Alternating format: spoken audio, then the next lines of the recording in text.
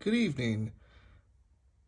This instructional video is for the SAF XO Rear differential on your F15 or F85 and F86 M series X5s.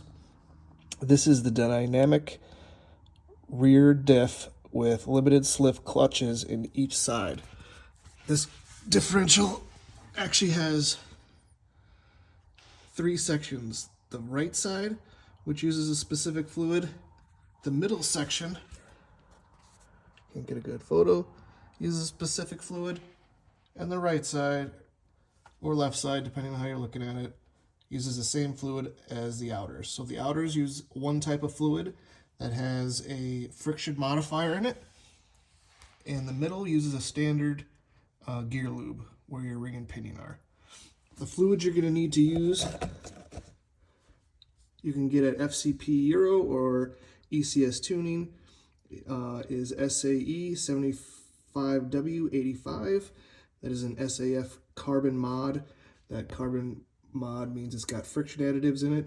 That goes into your outer left and right side differential housings. In there's clutches and need that fluid. Without it, it can make the clutches slip and not act properly. In the center section, you're going to need the SAE 7590.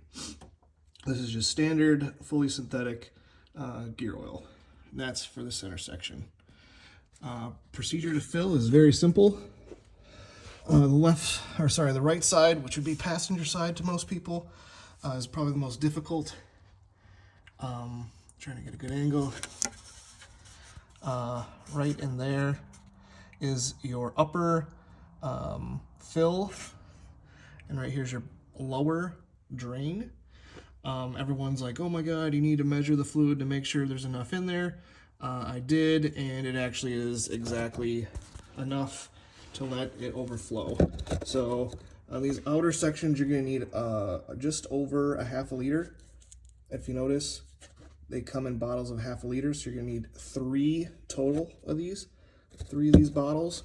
It's going to take a full one plus about right and around in that range, and you're going to do that to both sides. So like I said, the passenger side is probably the hardest because you got your good old exhaust in the way.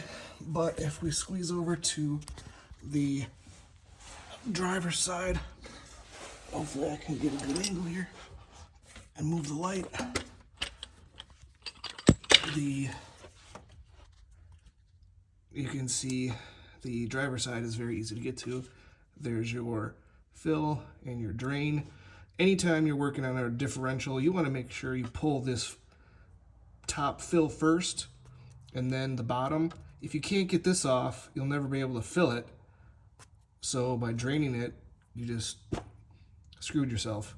So always do the top one first, then the bottom, let it all drain out, put the plug in, and then fill it from the top.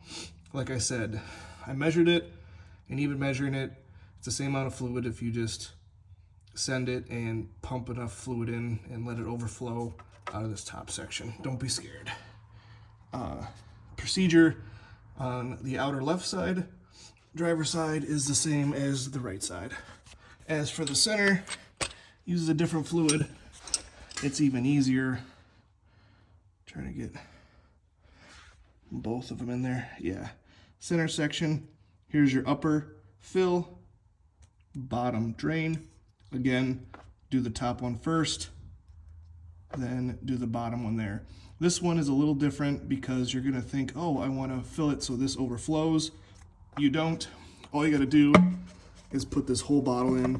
Center section takes 1 liter, and conveniently, oh my gosh, that's 1 liter. Your next question is probably, how do I get all that in there? These little $6 hand pumps from your local auto store. You can also get these from Advanced or ECS or FCP Tuning. Very handy. I used one for that fluid, and then I bought another one for that fluid so I didn't contaminate anything.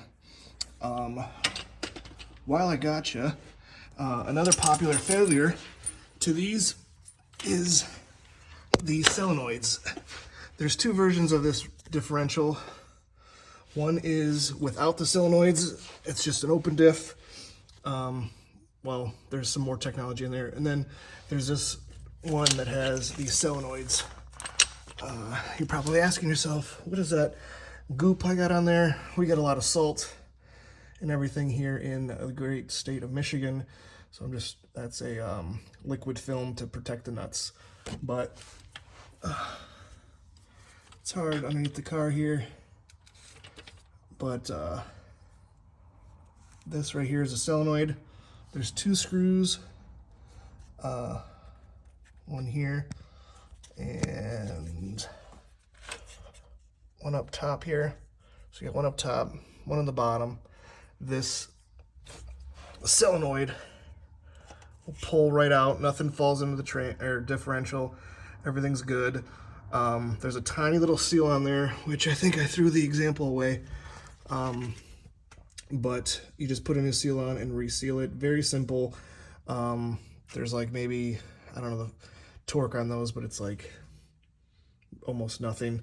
One thing I will warn is on the driver's side, there is like no room right here to get this screw or even get any kind of a wrench in there.